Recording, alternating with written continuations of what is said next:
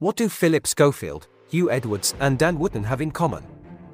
And why is this year, 2023, the year that those three men in particular have faced huge career-ending allegations when it has been claimed others knew of them years ago?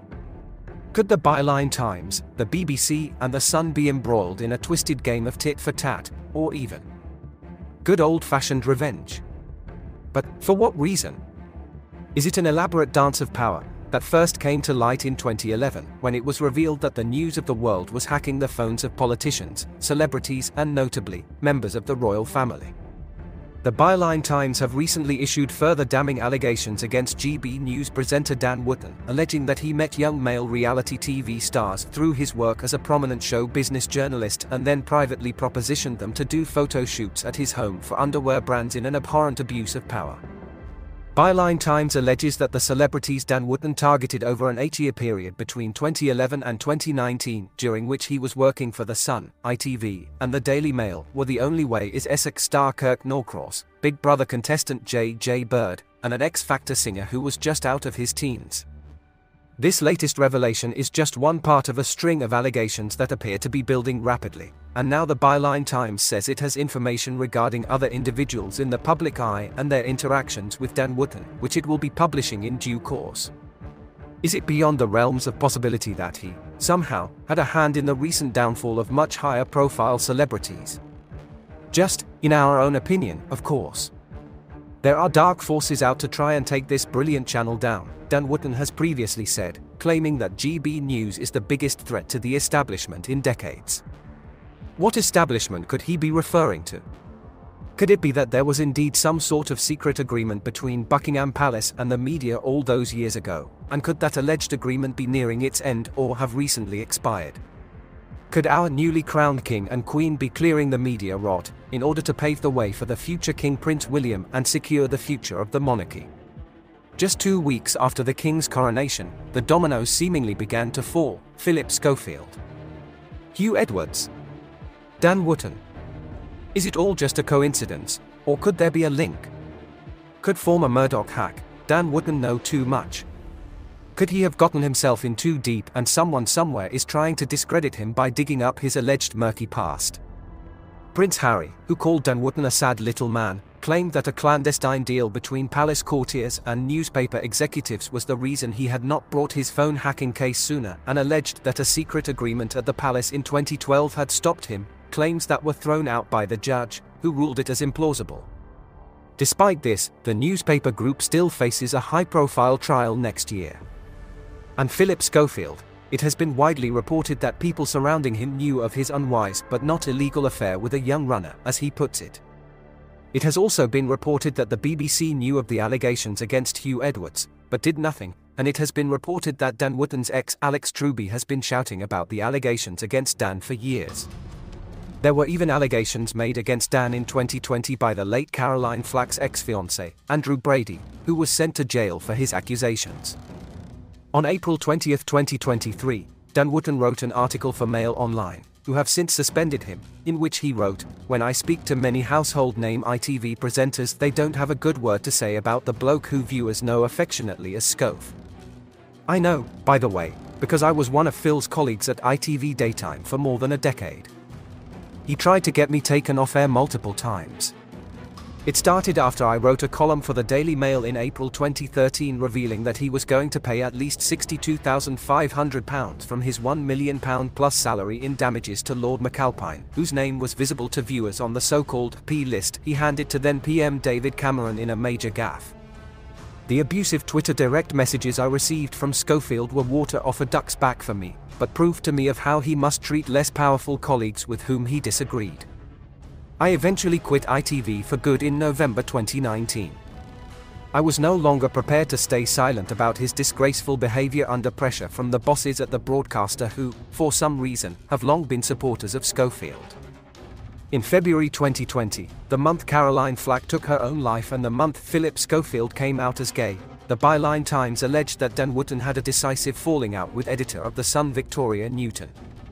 Byline Times also alleged that February 2020 was her first day in the role and apparently Wootton left Newton furious by demanding she promote him, prompting a cute move by the new editor, who reached out to Wootton's best remaining royal contact and placed them on a special retainer, ensuring that they dealt exclusively with her. Allegedly, a source said, this was the beginning of the end for Dan at the Sun.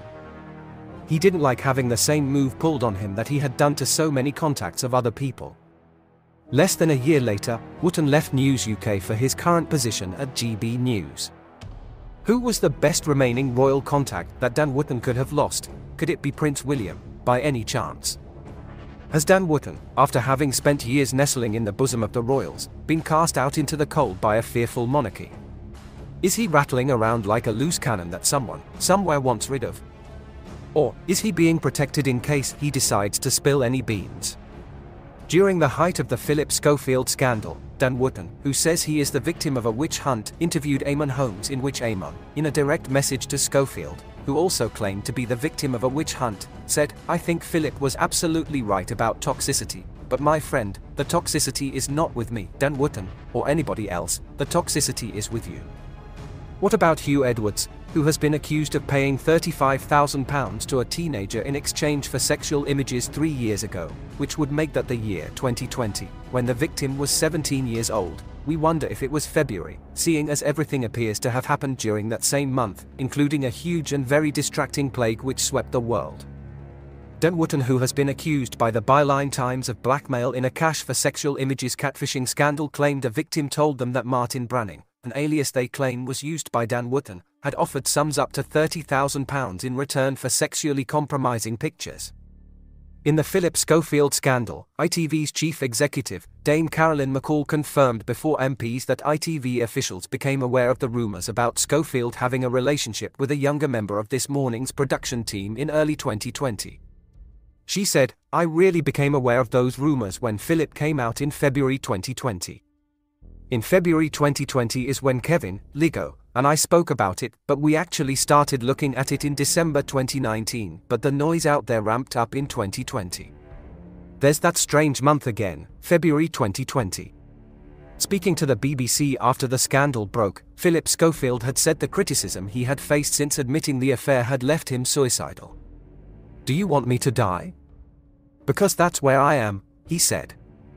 Referring to the Love Island host who took her own life in February 2020, he added, "I think I understand how Caroline Flack felt."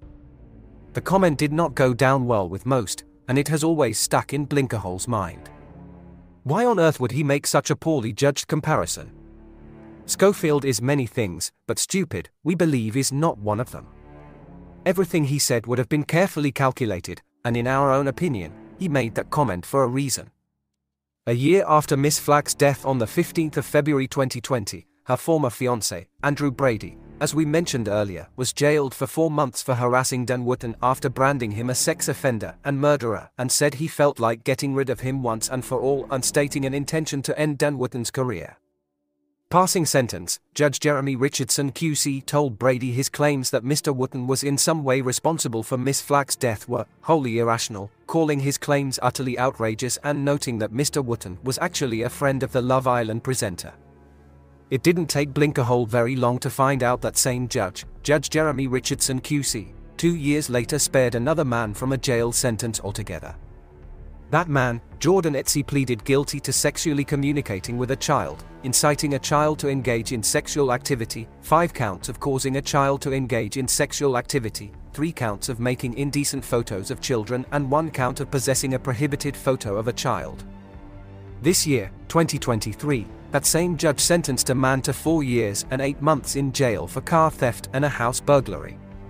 In 2017, he jailed a man for 14 years for aggravated burglary, who after his sentencing, jumped out of the dock at Grimsby Crown Court to attack Judge Jeremy Richardson. It was a very violent attack and it terrified the jury, it was said. Then, after the Phillip Schofield scandal broke, Ms. Flack's mother claimed that ITV had not learnt anything from her daughter's death about its duty of care to its staff. Wait to see what happens. Let's hope for the best. I send my regards to Phillip and the young lad, and hope they get over this.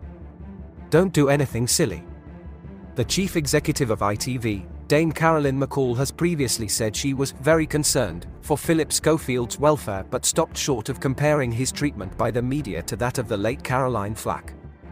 MPs investigating the broadcaster's handling of the This Morning fallout asked Dame Carolyn McCall whether Mr. Schofield was being hounded like the presenter who took her own life. She responded, "I don't want to make those comparisons, although I would say I think he has been hounded." Schofield, who was axed from his role as an ambassador for the Prince's Trust shortly after he admitted to lying about his involvement with a young man, also caused controversy when he skipped the queue at the late Queen Elizabeth's lying in state. He also once caused controversy by parading a Princess Diana lookalike on ITV This Morning, in a piece about what Princess Diana would look like now. Huw Edwards, who shortly before his scandal broke, admitted to viewing the anointing of King Charles at the coronation, and in his last appearance on television, he mentioned the King's crown jewels. Phillip Schofield's recent fall from grace has led to him being described as the Grim Reaper, according to an insider from This Morning who allegedly said, Phil has been seen as untouchable for years, which has also given him an unprecedented level of control. He is nicknamed the Grim Reaper by some people who don't get on with him. How strange, that comment came just weeks after a Grim Reaper was spotted at the King's coronation in which a senior BBC employee was axed for viewing the anointing, something Huw Edwards admitted to doing. All these strange little coincidences, do they mean anything? Possibly not, but it's certainly something to think about.